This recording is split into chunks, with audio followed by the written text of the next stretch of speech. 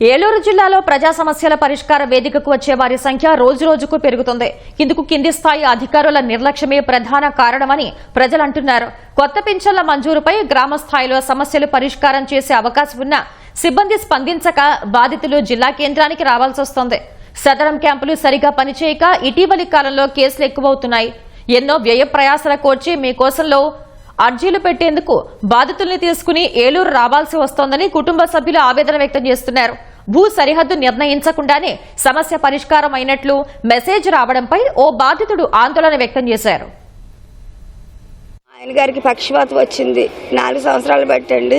మరి ఒకసారి గవర్నమెంట్ హాస్పిటల్లో సర్టిఫికేట్ కోసం వెళ్ళినప్పుడు 50% వేశారు. మళ్ళీ ఇంకో దగ్గర పంపించారు, అక్కడ 60% వేశారు. అప్పుడు 6,000 పెన్షన్ వస్తుందండి.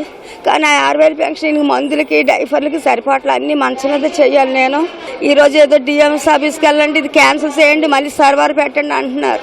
అలాగైతే పెన్షన్ ఆగిపోద్ది, మళ్ళీ ఎప్పుడు కొత్తదో తెలియదు అంటున్నారు. మేము ఎలా బ్రతకాలి, ఎలా చూడండి. ఈవిడికి స్ట్రోక్ వచ్చి కాలు చెయ్య నోరు ఏమీ లేవండి. మేము గతంలో ఒకసారి సదరన్ సర్టిఫికేట్ చేయించాము. 50% డిజబిలిటీ అని ఇచ్చి టెంపరీ అని ఇచ్చారు.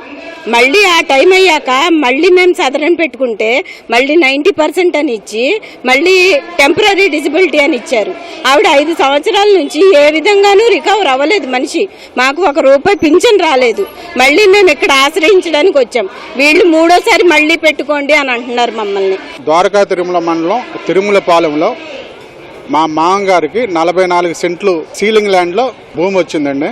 అది గత సంవత్సరం కిందట మాకు పట్టా ఇచ్చారండి. పట్టా పాస్బుక్ రాజముద్రతో సహా ఇచ్చారు. సర్వేర్ గారు మొన్న 1వ తారీఖున మా పొలంలోకి వచ్చి చుట్టూ తిరిగి నాతో ఫోటో దిగి సంతకాలు పెట్టమన్నారండి. ఒక అధికారిని నమ్మి సంతకం పెట్టానండి.